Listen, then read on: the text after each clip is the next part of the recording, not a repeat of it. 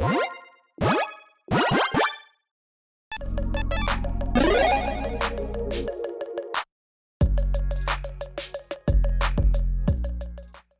everyone, Mitch coming in from the Commander's Core Studio. Welcome to the show. So, Lord of the Rings spoiler season continues on, and my goodness, are there a lot of exciting ones.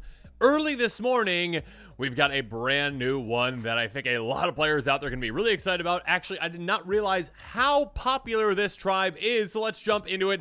Horn of Gondor. That's right, humans rejoice. I mean, not like all of you who are humans and myself as well, but like human creatures and magic.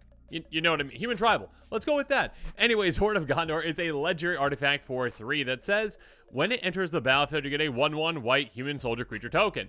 And if that was it, this card would be terrible, because you'd be getting 1 little token for 3 mana. That being said, of course, that is not it, because pay 3, tap, create X 1/1 white human soldier creature tokens, where X is the number of humans you control. My goodness. Oh my gosh. Yeah. Just 3 mana to be like, hey, let's double up our army. And then next turn, do it again. Or if you've got an untap effect, do it right then. Again, only 3 mana to double up your army. Again, assuming you're playing human tribal, essentially, right? I mean, even if you aren't playing human tribal, you could just go with this, entering the battlefield, making 1 human. As long as that human's staying on the battlefield, it's kind of like Krenko in a way. It's like, I mean, basically like Krenko, but for humans. And hey, you could just keep doubling that 1 to 2, then to 4, then to 8. This, I mean, on its own could just generate you an army. Now, would I recommend just throwing in any deck that wants to use tokens? Maybe not. I mean, decks that have a good amount of human tokens, though, sure. I mean, go for it. There are other ways to make human tokens, obviously, and if your decks make enough human tokens, maybe just throw this in there and see how it plays. See, yeah, is like the human version of Krenko a good addition? So yeah, make sure you consider that. But again, I think this is just obviously a slam dunk for human tribal. And also I will add to that Lord tribal as well, or shapeshifter tribal, whatever you want to call it. Essentially, I have a Lord tribal deck that's built around Mirror. I think it's Mirror Entity is the actual name of the card, right? The one that can change all your creatures into all creature types into changelings, essentially. And so by doing that, again, obviously all of your creatures are human. So again, if you say have 10 miscellaneous creatures out there, then you turn them all into humans. Well, in all of the creature types, first of all, they'll get all the, like, you know, Lord anthems and all those kinds of things from your other creatures in play that you'll have in that kind of a deck. But also with this, then, hey, just pay 3, tap, double up your army. Because again, they all are temporarily human, so therefore that counts. Yeah, this can go in, again, human tribal decks. It can go in token decks that have enough human effects. It can go in shapeshifter tribal decks. And like I mentioned at the beginning of this episode, I actually didn't realize how popular human tribal is getting, because human tribal is getting so many pieces lately. It's kind of absurd. And we'll talk about some of the most exciting and some of the most popular commanders out there for human tribal, and some of which are actually pretty new. So again, Wizards is starting to kind of, I mean, I think humans was at one point kind of just like a thrown on, you know, yeah, I mean, it's a human, so yeah, let's just put that on there, you know, like, but it wasn't really like a tribe that they cared about. It wasn't like, oh, goblin, yeah, goblins do this. Wizards do this. Now it's like, okay, no, human is its actual own thing that, well, is getting support, is getting cards, obviously like this one, that are incredibly impactful. So yeah, human Krenko, here we go. Let's jump into it. Let's just talk about, in this episode, some of the commanders that might want to be considering this card. And yeah, there are quite a few of them. So I'm just going to go based off of EDH Rex human tribal tab or whatnot, essentially, and their most popular commanders. And they do have it sorted by, you know, most decks, but also kind of within that, like based on like how long that commander has been around. So I'm sure they've got some calculations going on in the background. I'm just going to trust them. First up, we've got Catilda in Lear, a recent human tribal commander from, I think that's March Against Machines commander, essentially. 634 decks already, a very powerful commander at that. A Bant commander, a 3/3 human. Whenever you cast a human spell, target insert social card in your graveyard gains flashback until end turn. The flashback cost equal to its mana cost. Kind of like all of your humans are Snapcaster mages, so yeah, quite powerful. Again, this only is like when you cast a human spell, so this doesn't apply to like, hey, when your humans enter the battlefield. That obviously would, you know, benefit your Horn of Gondor a lot more. That being said, you're going to be running all humans in this deck, essentially. Probably a lot of low to the ground humans as well, so you can really take advantage of that trigger. And so because of that, you can fill your board quite quickly. And now this is just another way to fill your board even more. Again, you're going to have other human tribal aspects to that deck as well. So you can flood the board in absolutely no time with Horn of Gondor.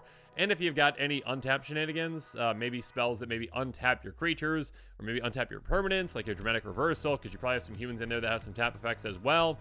Sure, you can get a use out of that. You can then, recast that from your graveyard as well. It's probably an instant. I mean, Dramatic Reversal is just an example. We'll talk about a commander that definitely wants to utilize that here in a bit.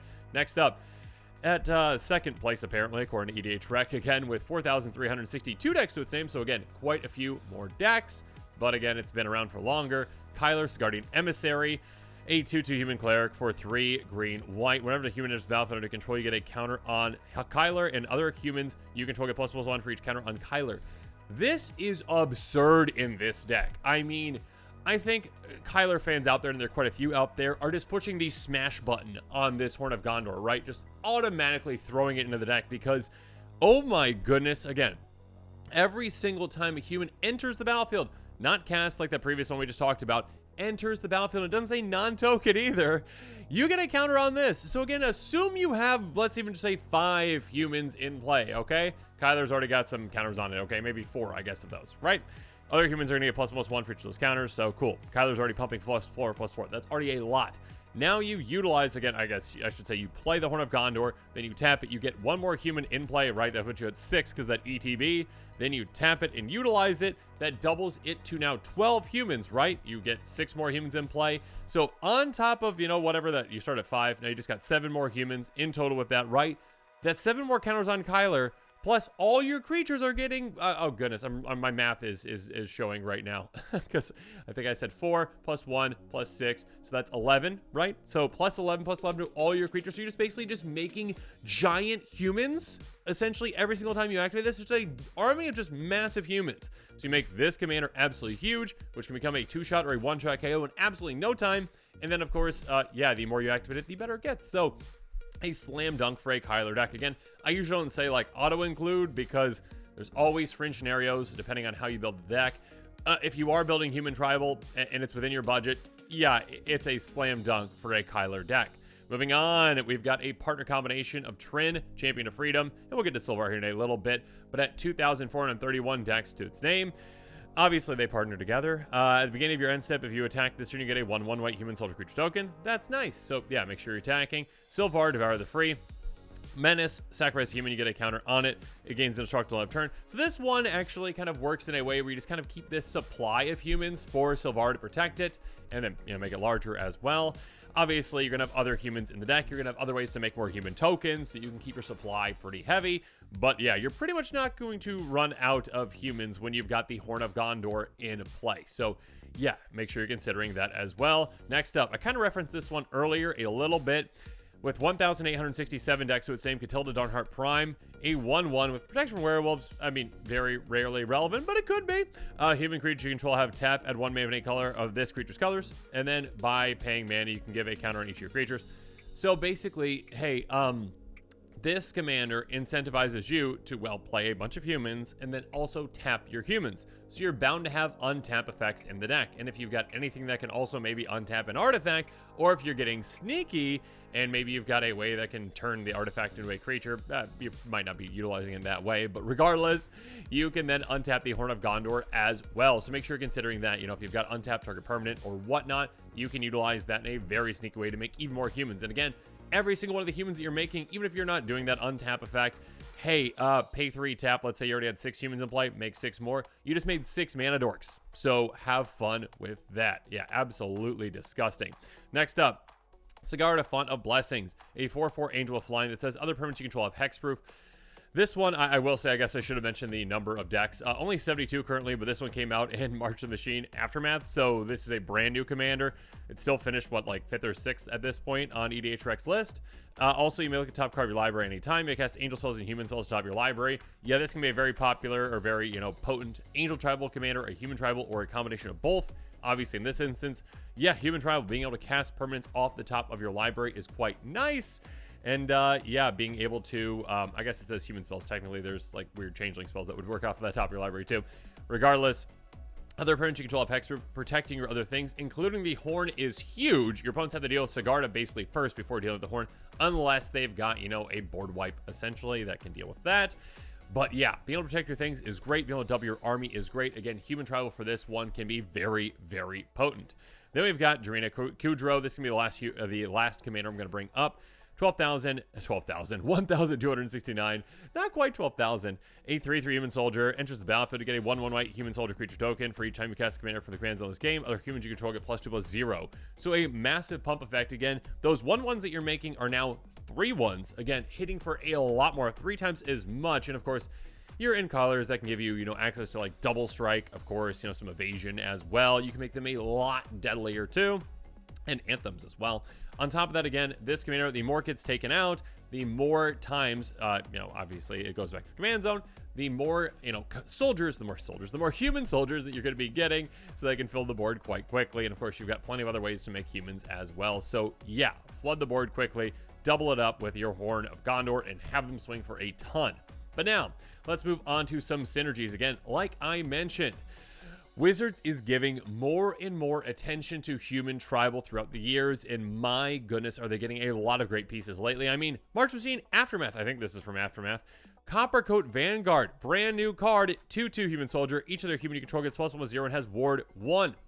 So, essentially, again, all those humans that you are making, again, with Horn of Gondor, every single time you tap it, you're making now a 2/1 that is also protected. Ward 1 for all your humans. That is incredible. Again, might not seem like a lot, but again, that little extra just, hey, yeah, if you're gonna have to target it, you got to pay a little tax on it. That matters a lot when it comes to players actually targeting your things. And also, hey, Generals Enforced. This one came out in Ikoria quite a little while ago. 2/3 human soldier. Legendary humans you control have indestructible. So, being able to protect your legendary humans, and again, there are a lot of great ones for legendary human tribal, or just human tribal. You can protect those in a great way. On top of that, by paying 2 white/black, exile card from a graveyard. If it was a creature card, you get a 1/1 soldier. Sorry, human soldier. There we go. I keep messing that up. I'm not sure why. But yeah, being able to flood the board with humans with this as well. Next up, another Jarina, Dauntless General. This one also is in Aftermath, I believe. 2/2 human soldier. Enters the battlefield, exits target player's graveyard. That's a nice hate bear effect, essentially. Also, on top of that, sacrifice it. Humans you control gain hexproof and indestructible out of turn.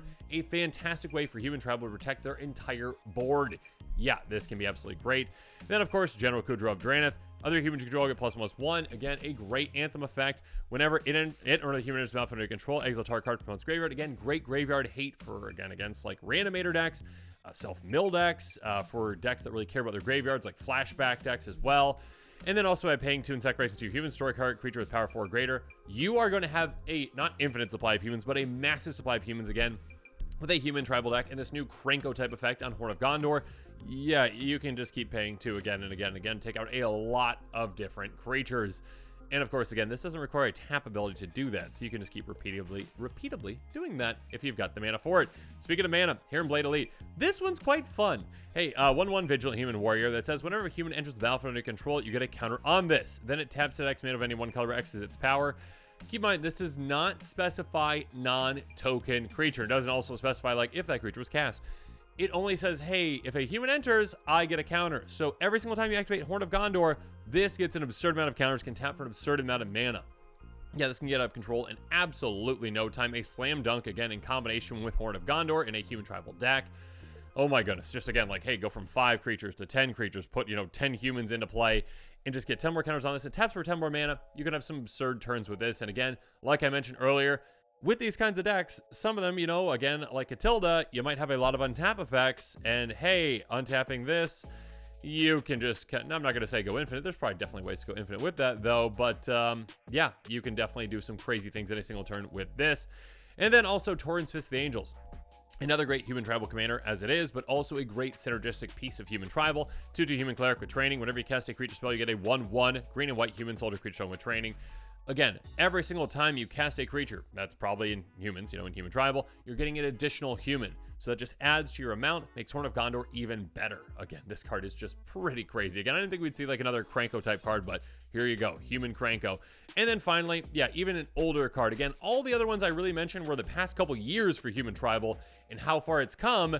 But don't forget Mass Appeal, a great card if you are in human tribal with blue. Draw a card for each human you control.